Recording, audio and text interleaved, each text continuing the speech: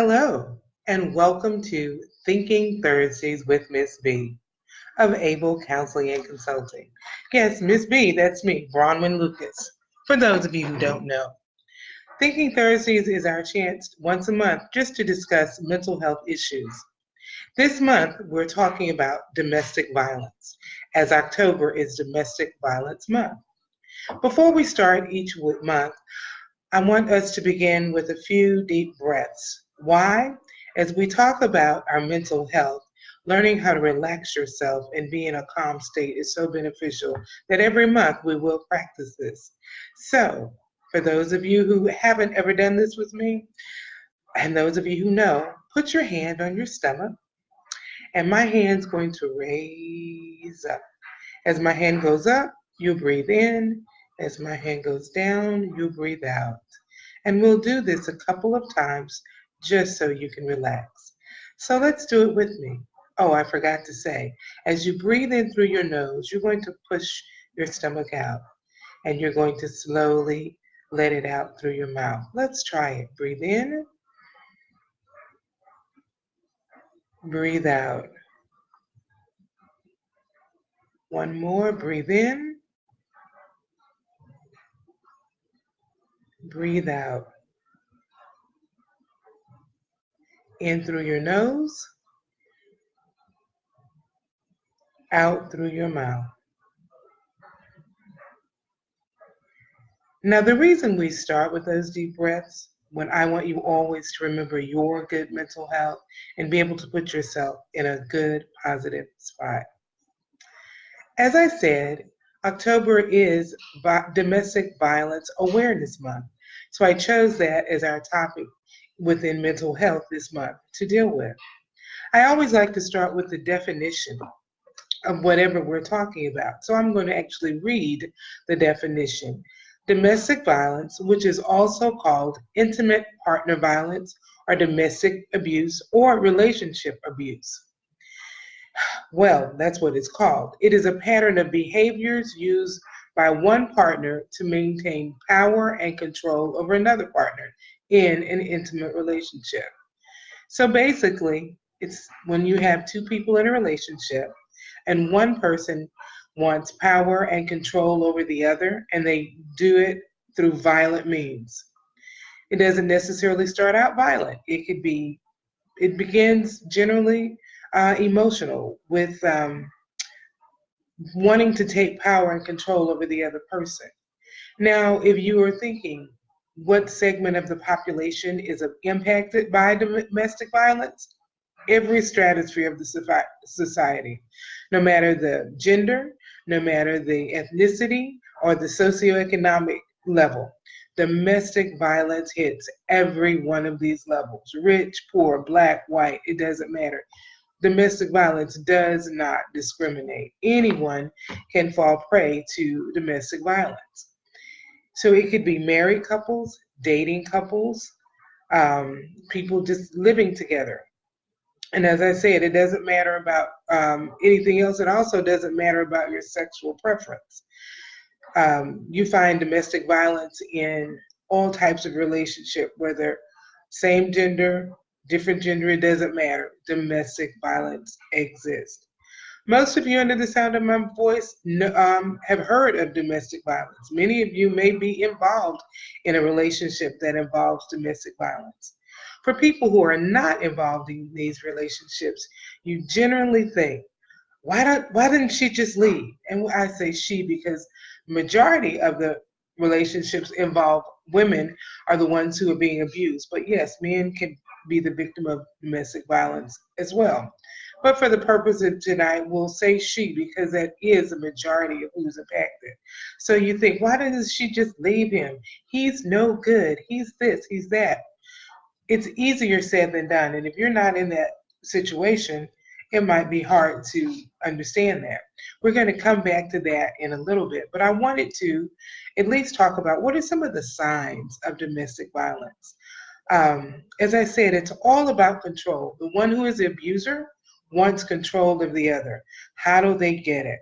Well, one, they tend to shut you off from family and friends, telling you you don't need to see them, you don't need to be around them. I'm the most important person to you. I need you here. And when they're saying these things, at first it might sound flattering. Oh, they just want you there. But it gets to the point where you have then cut off all your family and friends and you don't have any ties. They can control you even more because your support group is gone. Your family and your friends you've alienated, um, and you just can't get to them. The abuser in the beginning, as I said, may use it's more emotional before it becomes physical. So they may discourage you and use insults and demean you and shame you and put you down. So you begin to believe it, you hear it. They've cut you off from everybody who's going to give you anything positive. Then they're only give you negative feedback. You're stupid, you're dumb, you can't do this right. I can't believe this, I can't believe that. So you begin to believe it because that's the only message you're hearing. They may control the purse strings. If it's in a marriage, it may be that they work it so that their name is the only name on the checkbook, on the banking account, and you don't have any way to get there and get access to your own money. So you can't access your life because they have everything under control. If you don't have your money, you can't get away. Um, they often might just look at you in such a way where you think you're afraid to move, much in the way a mother could look at a child and you better sit down. Well, they have that same control, but in a very negative way over the spouse or the person they're abusing. Won't allow you to make any decisions within the family in the relationship. And then sometimes they have you so beat down, you don't think you have the ability to make good decisions anyway, because they have told you you're dumb, you're stupid, you can't do this right, you can't do this right. So you second guess yourself to the point where you think, oh, maybe I can. He's right, I can't make any decisions. But when that doesn't work, threats may come in. If you do leave me, I'll find you, I'll harm you, I'll hurt your children, I'll do this, I'll do that. Or intimidate with weapons or not, just have place the gun on the table and just let it sit there. Dare you to touch it and threaten it if you do. They'll beat you to it and kill you. Or pressure you to have sex when you don't want to. Within a marriage, within a relationship, that can happen. If a person's previously been on drugs or alcohol, they can entice you with that or force you to take those and get you're working on your sobriety, and they place you back into that situation, and then you feel bad about yourself even more, and you then further spiral down. Those are just some of the ways that the abuser can begin to get that control. Once they have that mental control, it's harder for the person to leave. They're fearful of their life, thinking that if I do leave, something can happen. I could be harmed. If there are children involved, the children could be involved. Then they have the abuser can have the abused person feeling as if it's their fault. He wouldn't have gotten mad last night if I wouldn't have done whatever it is. I know he doesn't like his chicken cooked that way. I shouldn't have done that. I cooked it too long.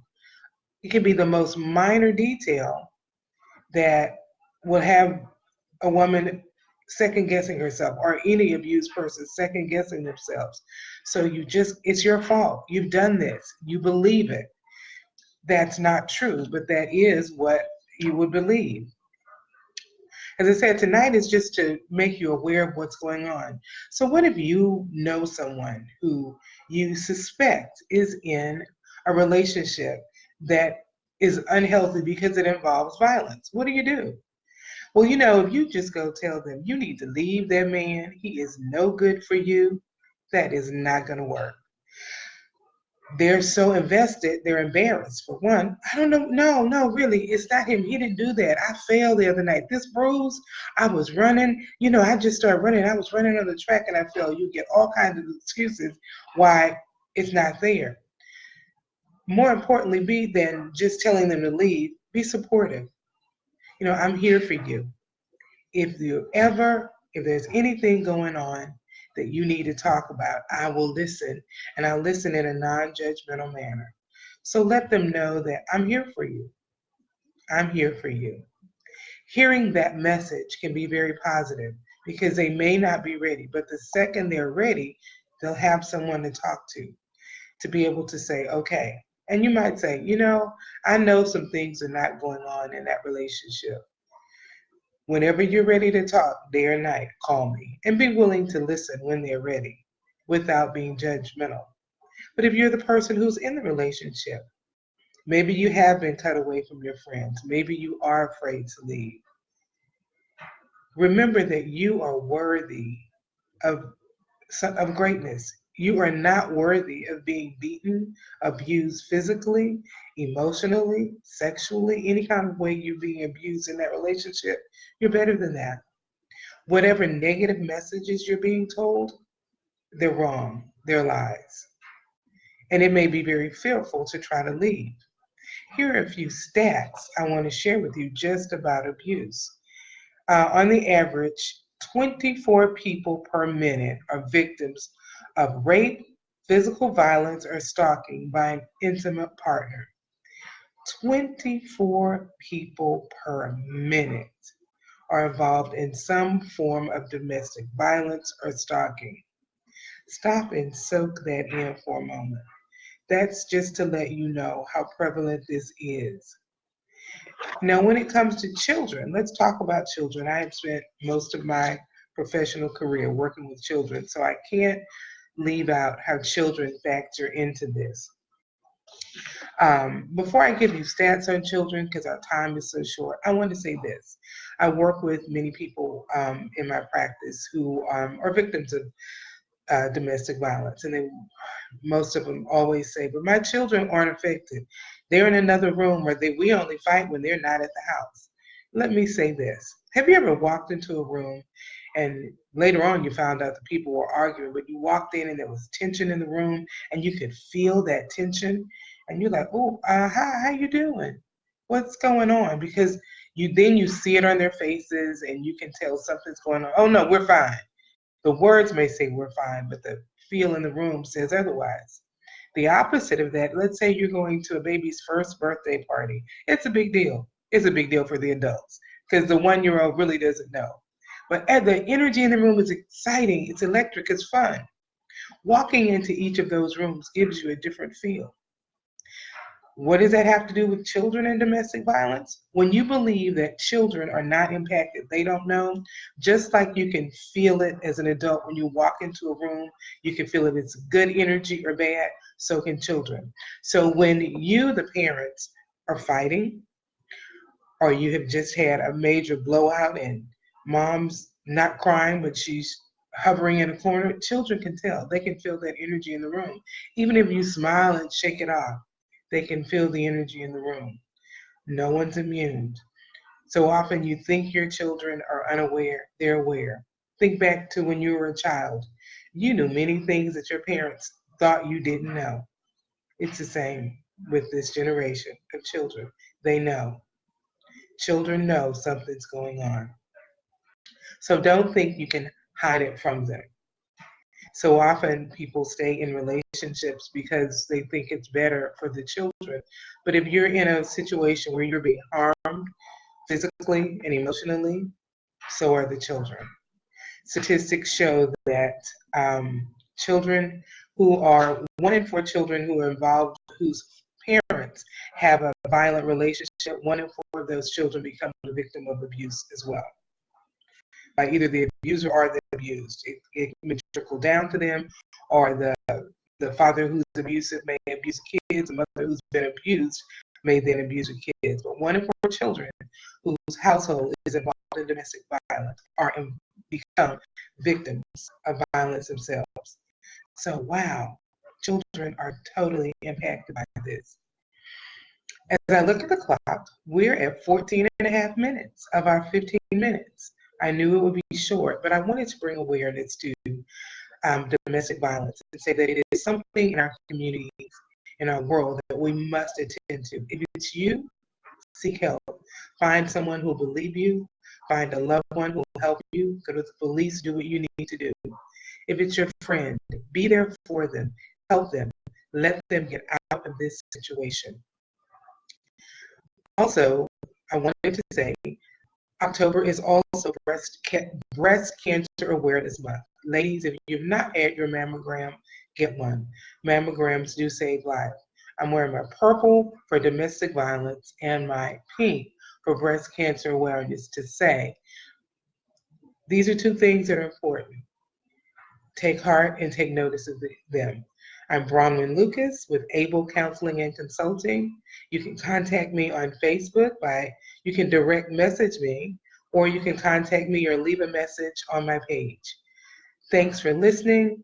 And next month, we'll talk about the holidays and how the holidays for some people are not good. It makes you sad, makes you blue. We're going to talk about how to get through that. Have a wonderful month and see you next third Thursday for Thinking Thursday.